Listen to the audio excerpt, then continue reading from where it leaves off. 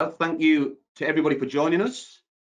Before I introduce Brian, I would like to quickly explain who Precision Sourcing are. We are quite simply experts in SAP, data and project services recruitment here in Australia. We host events such as this to add value to our talent communities and clients. Right, then on to Brian. So Brian is the CEO of the Retail Doctor Group. The Retail Doctor Group are consumer and retail transformation experts. And Brian is the award-winning CEO and founder of the business, which was established back in 2005. As a top 50 LinkedIn influencer, Brian is a sought-after keynote speaker who we are massively excited to have here today. The world of retail, as you know, has transformed considerably in the last 12 months, and there is nobody, in my view, better to be speaking to us today.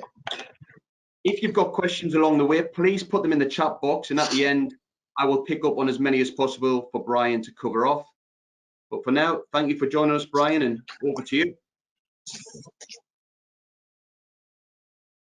Good morning, Simon, and good morning, everyone. Thanks very much to our friends at Precision Sourcing. Looking forward to talking with you this morning on the topic of the future of retail. And I'm reminded of a quote that said that predicting the future is relatively straightforward. Getting it right is the challenge. And maybe we'll sort of start on that vein. What we want to do this morning is talk, and we've got a fair bit to share with you, and what we've called the 7 chapters of the future. But in essence, we're going to talk a little bit about consumer behavior, the growing divide between buying and shopping. The big piece, of course, is around technology and the way technology acts as an accelerant that will propel consumer behavior and adaptive retail behavior on fast forward, if you like. And of course, the brief intersection of COVID, which has accelerated that very piece. I want to talk about the trend around the growing emergence and, if you like, the triad relationship between retail, technology, and media. To our audience, we all know that data is everything, but it is absolutely the future of retail ecosystems, and we'll talk about this concept. The rise of the machines. What is my reality? VR augmented. And then I want to come back to this concept of the physical space and its role into the future. We are social by instinct, and the adaptive opportunity and challenge into the future for retail is how to enable physical retail in an entirely integrated way. And of course, as our good friends Precision are vitally involved in retail organizations, all organizations for that matter, we'll take a brief look at the retail organization of the future. So the first concept we want to talk about is this ever-accelerating change into the future, and what we know as the 4th industrial revolution. So in order to go forward, we'll take a step back. If we look historically, of course, we have the three main revolutions, if you like, in our history. The industrial revolution of the first was all around the mechanical loom, of course, electricity, in the second industrial revolution, and then, of course, IT global into the 3rd industrial revolution. And this idea about consumers, if you like, one size fits all to one size fits everywhere, to the 3rd industrial revolution, one size fits everywhere greatly. And now we're into, of course, the age of the cloud. This scale of relocal, one size fits one. And so when we talk this morning, we'll talk about predictive technologies. We'll talk about consumer pathways being easily tracked. We'll talk about the value of data.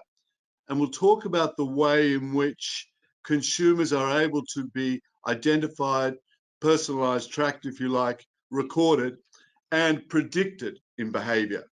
And that alone is changing the face of the retail future. But it's in the context of even broader changes. We've all heard of the Internet of Everything. And of course, the overused example is our fridge reminding us when we're out of milk or ordering on our behalf. But as the Internet of Everything goes so much deeper than that, it will have a huge impact for retail and all industries.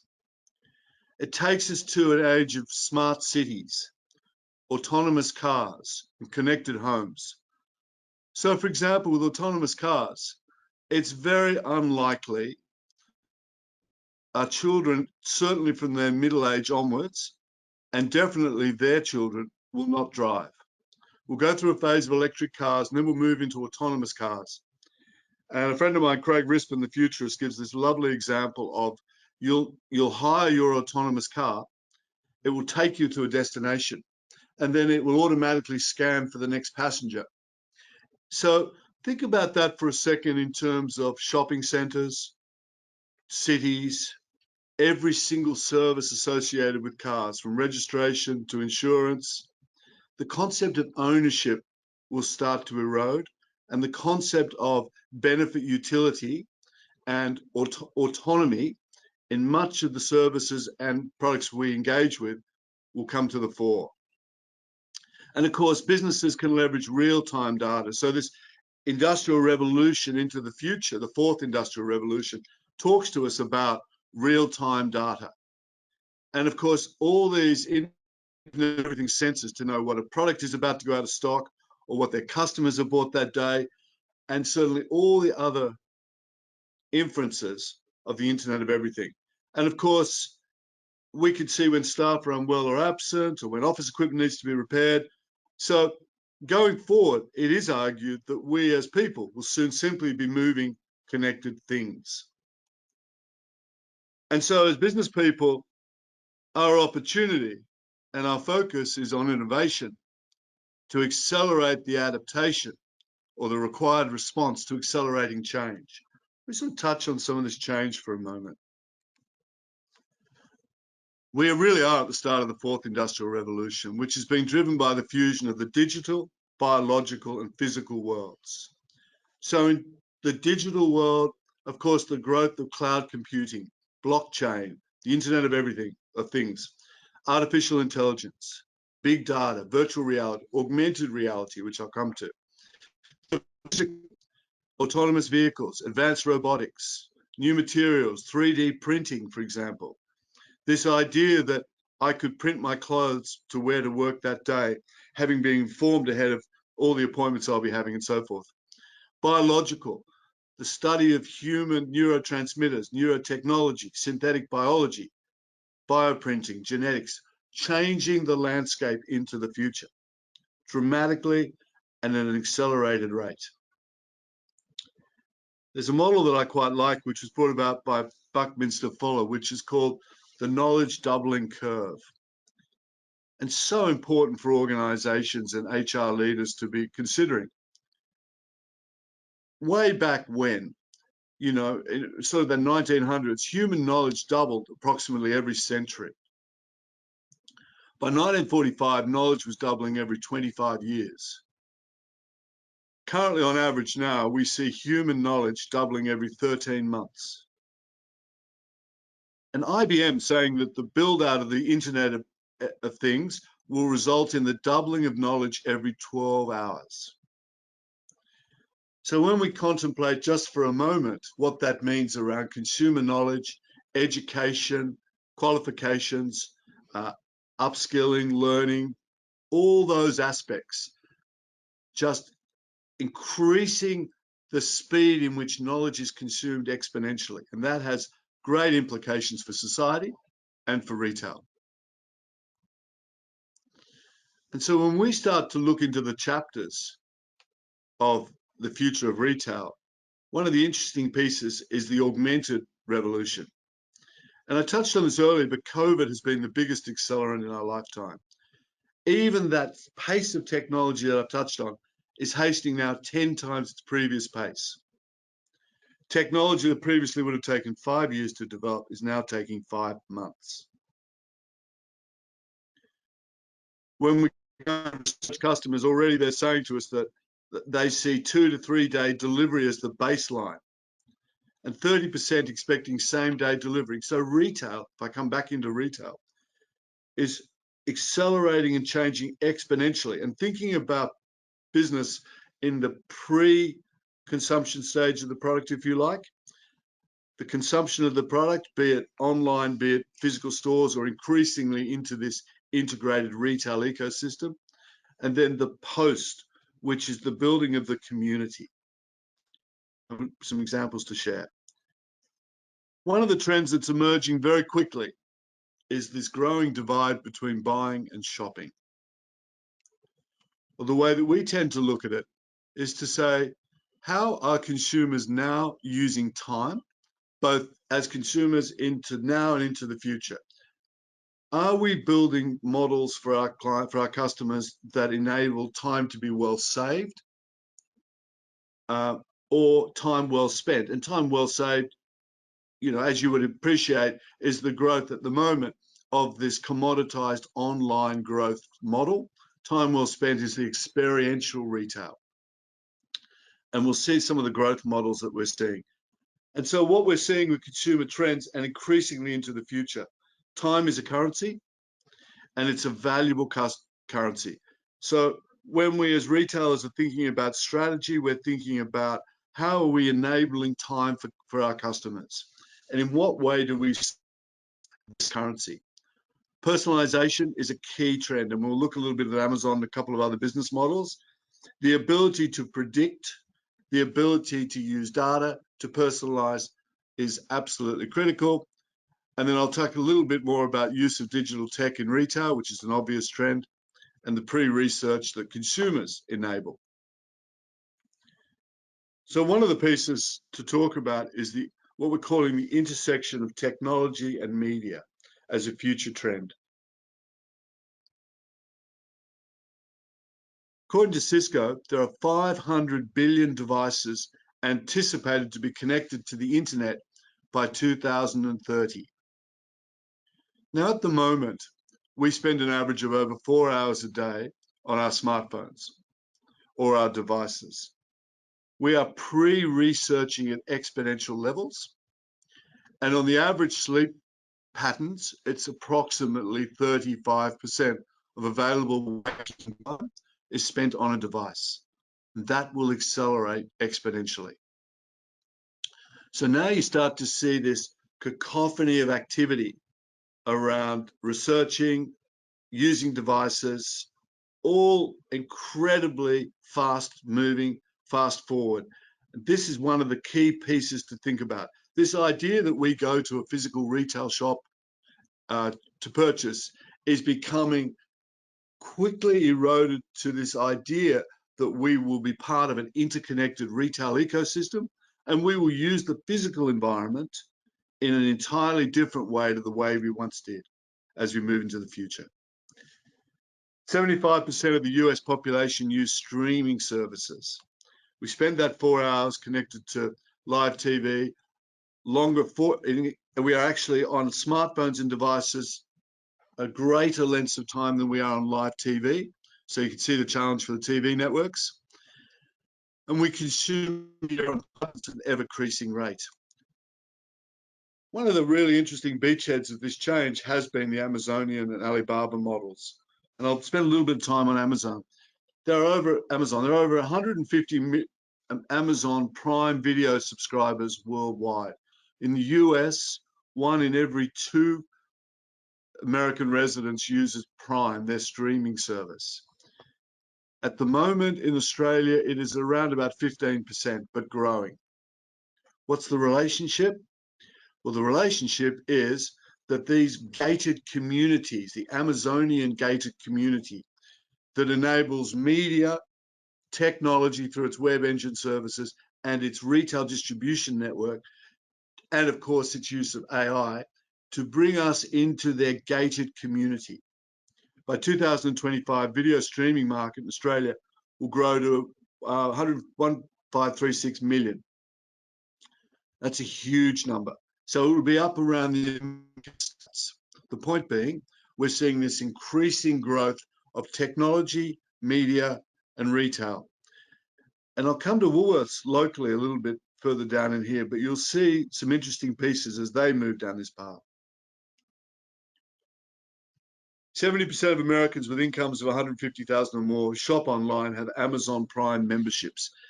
As Amazon grows globally, it has the ability to influence supply, price, distribution globally in real time, which has never happened before.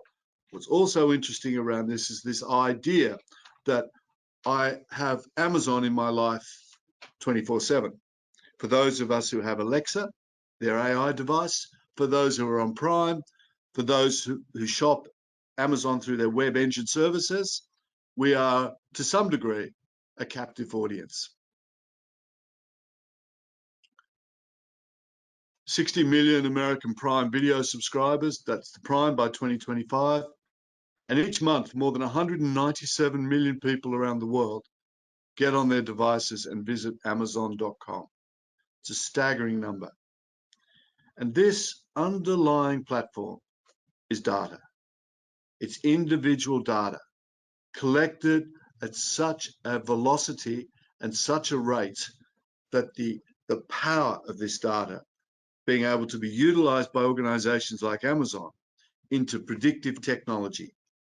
And this is where the future is taking us. And we see that Amazon is, its Prime international customers are growing at 56% compound annual growth rate. We see that if you're an Amazon Prime member, you tend to spend up to 4.6 times more with Amazon. And we see that Amazon, through its web engine services, which I'll come to, is a powerful engine to this, and 30% of their revenue. They are soon to become a $2 trillion market cap business. So what do we draw from this?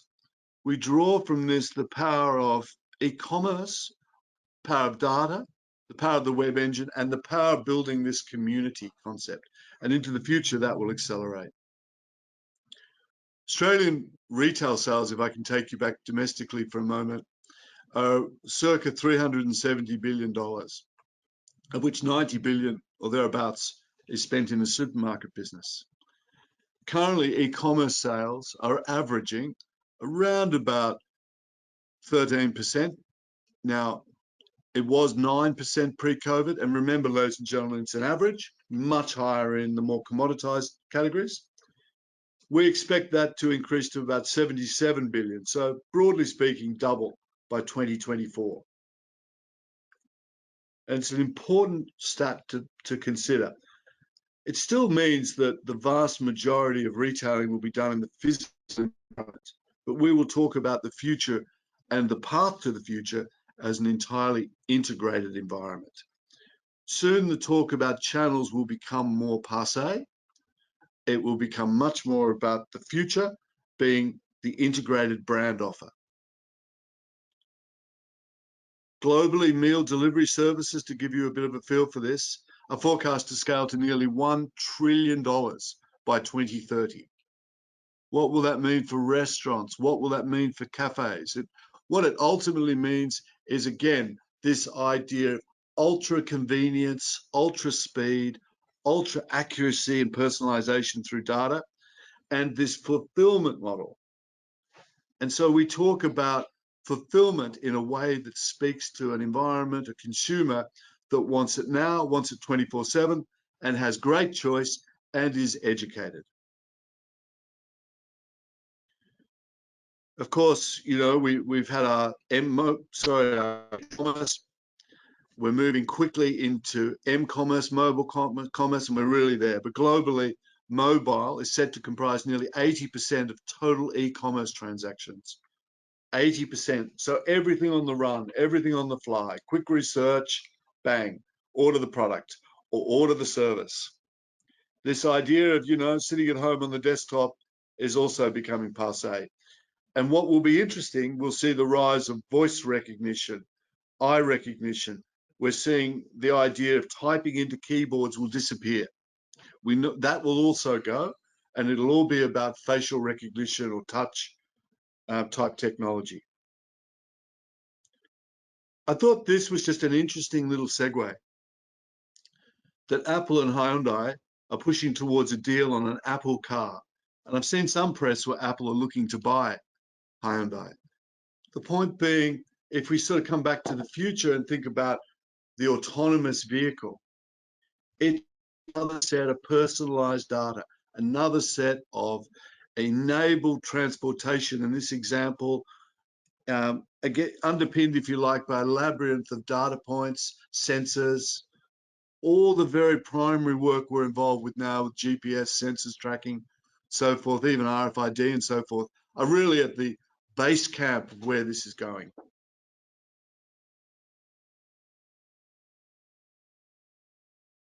The global drone delivery service market is anticipated to reach 4.9 million US by 2030, and from there it will grow exponentially throughout the period. And so classic means of getting products to us, classic fulfillment is changing dramatically. The Amazon global network, or their ecosystem that I've talked about, is predicted to generate around 60 trillion in revenue by 2025. Alexa alone, for those who have their AI device, is already a $20 billion industry for them this year. And remember, of course, every time we're using Alexa at home, we're providing data back. It's listening to us, if you like, as we listen to it. Remarkable technology. In the US, 60% of every e-commerce dollar is going to Amazon. And Amazon is fast becoming a distribution company of a massive scale. So I touched on Prime, it's shipping to one day, that will accelerate. It ships more than 5 billion items a year with Prime worldwide. It's an absolute juggernaut and an indicator into the future. And people have said to me over the last few years, Amazon in Australia had a fairly soft sort of launch, but when you look at them and map them, worldwide launches, they are right on track with every stage of their growth journey. And now their goal is to increase Australian membership and participation of Prime. Prime is the key asset, along with their web engine services. Over 90% of a web engine search falls to either Google or Amazon for retail product. And here's one of the key pieces around the future. We know already that about 45% of consumers' behavior is repeated almost daily and usually in the same context. And if you think, ladies and gentlemen, the last time you changed your favorite brand of toothpaste, every single data point, every single transaction, every single SKU is a data point. And we have a high degree of habitual behavior. I touched on Woolworths, who are very innovative in a lot of their practices, have really started to understand this. They've increased their shareholding in Quantum, their research and data company, and they're building out their own version of an ecosystem, which ultimately starts with this concept of marketplace, which I'll come to. The US digital grocery buyers to surge to 55.7% by 2025. So you can see that I talked about time well saved, time well spent. This is largely in the time well saved category. And you can see already the increasing trends around commoditizing, saving time, access, ease, accelerating. Amazon have opened a hairdressing salon in London only a few days ago. And again, there's the ability of the brand, there's the ability, the omnipotence of the brand. It's got the data, it's got the consumer reach, it has the intel, it has the systems, it has the way of, if you like, maturing into or evolving into all these different categories. There's Amazon Go, which is a completely cash register, people-less retail grocery environment. We just simply scan. It already has all our details, and it's the ultimate accelerant, and still in the early stages of integration of technology into the physical experience. And that's one of the steps to the future. 75% of all searches will be completed without a screen in Australia by 2028. So, voice recognition, AI, accelerating into the future. Woolworths have been in the press recently, building out and having just developed their own, or starting to develop with Marketplacer, their own marketplace.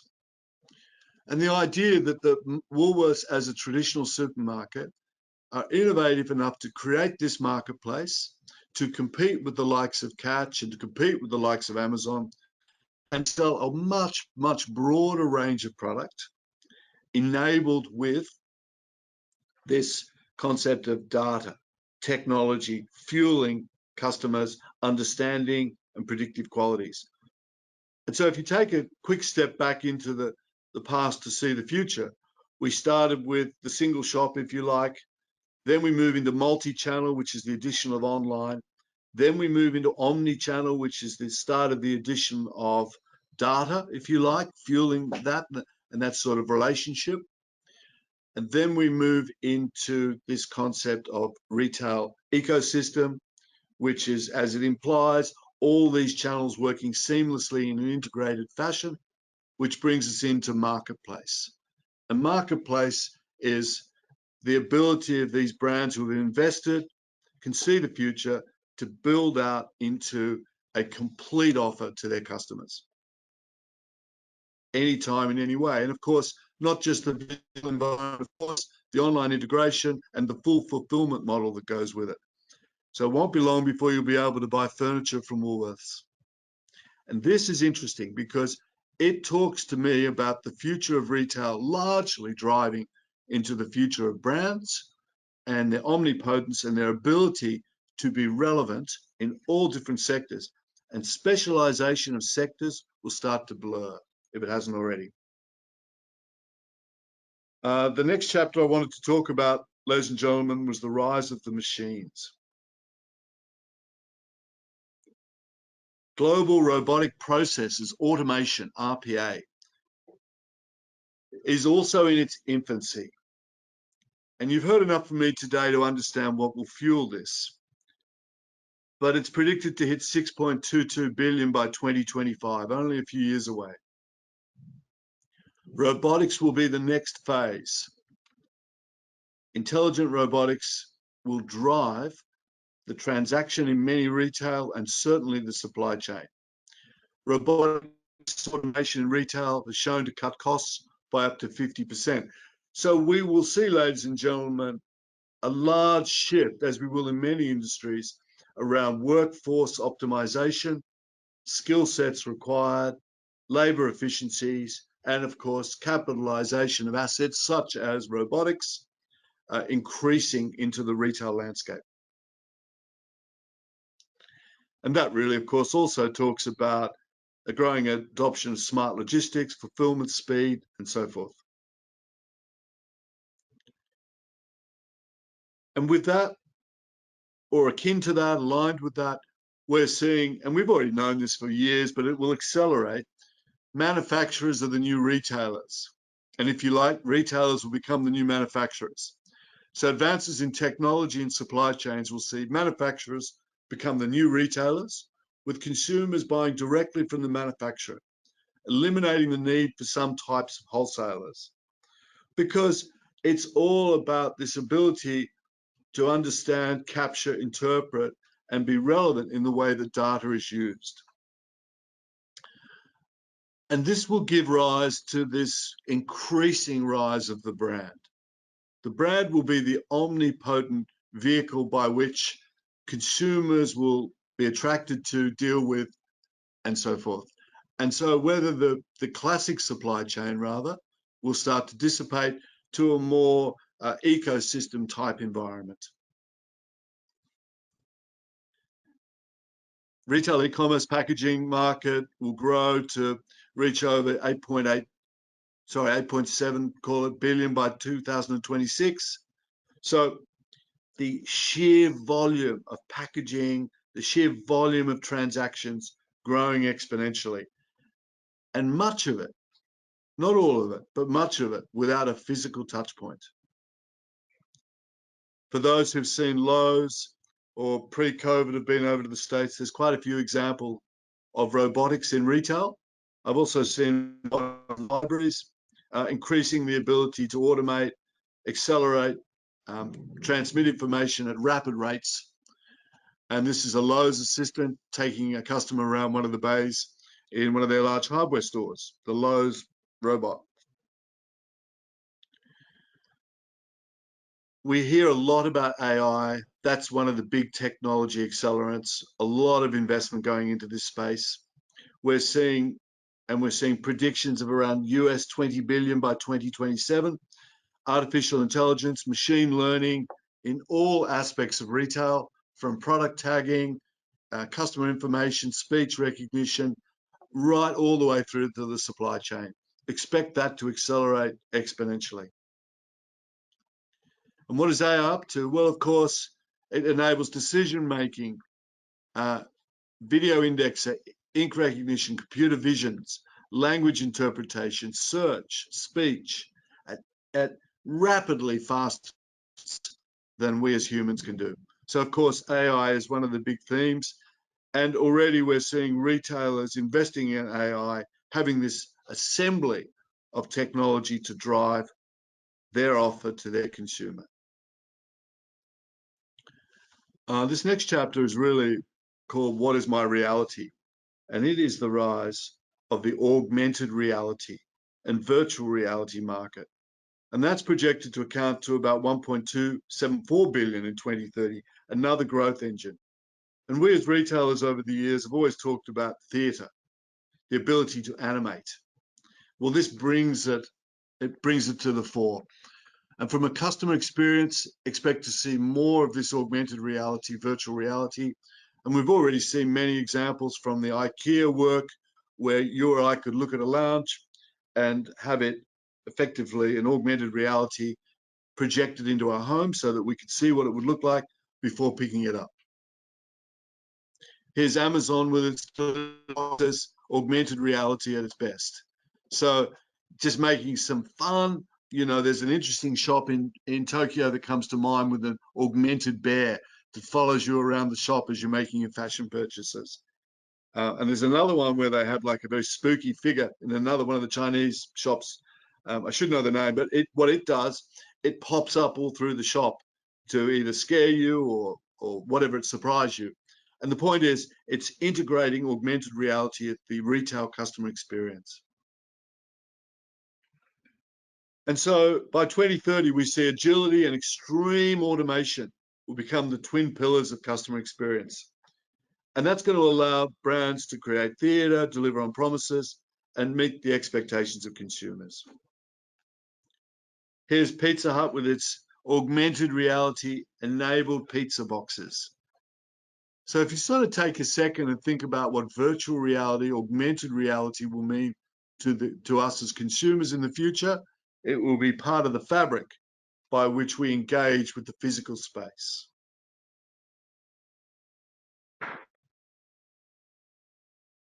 Increasingly, global gamification is occurring. Of course, using the forms of AR, particularly AI through intelligent machine learning, predictive, we know more about people, and of course, it's predicted to generate $76.3 billion in revenue US by 2030. So gamification, which has always been something that we have sort of talked about in a manual sense, will automate, accelerate, and be part of the repertoire of retailers.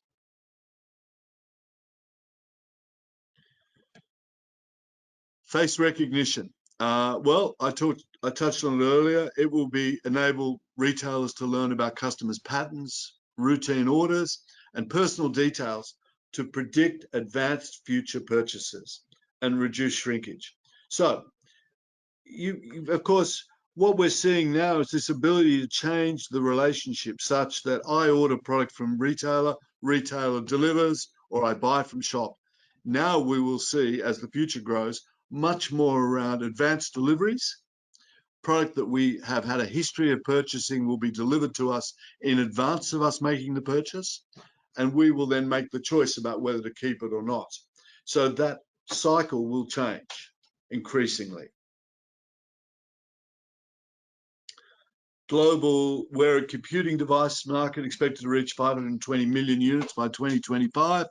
So, yeah, and we're seeing that already. We're seeing examples with Nike putting sort of GWC type devices into their shoes. We're seeing it in glasses. We're seeing it in all range of personal wearing. We've also seen examples in clothing. So this idea that the agility of technology, the ability to have technology in all sorts of ways that we have yet to actually contemplate. Global virtual fitting rooms, market size predicted to 10 billion in the fashion sector. Unlikely in years to come that we will need to even actually physically try clothes on. It'll all be projected. Now, if I take you back to the prime example, you or I, whoever could be sitting at home, we use our remote, we see the actor or actress wearing an item of clothing that we like, we press the modem, it's delivered in our size, in the colors that we like, later that day or early the next day. And all charged up to our Amazon credit card or Alibaba or whoever it might be. So if we think about that in that relationship, we see technology really fueling that experience. So what does this mean into the future for the redefinition of physical retail? Now, by the way, we are social by instinct. And so there will always be a fundamental place for physical retail. And it still remains and will remain for the future, the jewel in the crown, if you like. But the next generations and increasingly will expect and will experience retail, physical retail, in a different way. And we're just starting that journey. And that's about building theatre, brand ships, creative brand experience, and some of the old pieces of high service, high relationship. When we went out to consumers, they said that they wanted an in-store experience to be a mixture of both physical and digital elements in order to make it feel more real and believable. And this is the integration piece. So the avenue into the future is to understand that it's not per se about an online channel or a physical channel. It's about the integration. And then it's how cleverly retailers design these experiences, maximize the data that's being exchanged, provide a brilliant experience for customers over and above. They will win this race. And as we move towards the end of this presentation, this is Uniqlo. This one's in Taiwan, actually. And just a quick aside, but this is a neuroscientist measuring customer brainwaves. And it was a very early example of blending the digital with the physical. And that's one of the key takeouts into the future. For our friends at Precision who do such good work in this space, I started to look at this idea of the organization of the future in retail. And there's no real surprises, is there, from what we've seen? We will have people in our organizations at retail who drive gamification, augmented displays, virtual trial rooms. They are it'll be very much about experts in Internet of Everything, big data analytics, predictive analytics, blockchain, automation, AI, working alongside the classic roles of merchandising, operations, IT, and so forth. And the other pieces I'd add into that are consumer behavior, behavioral scientists, data analytics. It was interesting. I've touched a little bit about Amazon. About a year ago, I looked at the profile of Amazon head office. Was then moving from Seattle to Washington. 82% of those employees were coders. And if you think about that alone, you start to understand where this retail organization of the future is headed and the reasons why. I've no doubt we're already seeing chief digital officers, chief technology, retail data analysts, IT process designers, digital marketing, and so forth. And we are just at the beginning. Craig Rispin, a futurist, and I've called on one or two of his slides today, says there are jobs coming downstream we don't even know about. but they will come as part of this fourth industrial revolution. And I like this quote from Kevin Roberts, the CEO of Saatchi & Saatchi, to bring this to a close. Foresight and innovation are the only two things that set you apart from your competition today. Today, we've played a little bit in the area of foresight and what's coming downstream. It's then up to you as retailers to work with subject matter experts and, of course, your own resources to continue to innovate, because they are the only two things that will set us apart. And this is a quote I've always loved. We do need to adapt, we do need to change, we do need to innovate. And there's enough evidence even in these slides to see the reason why. And as Andy Grove from Intel said, because only the paranoid survive.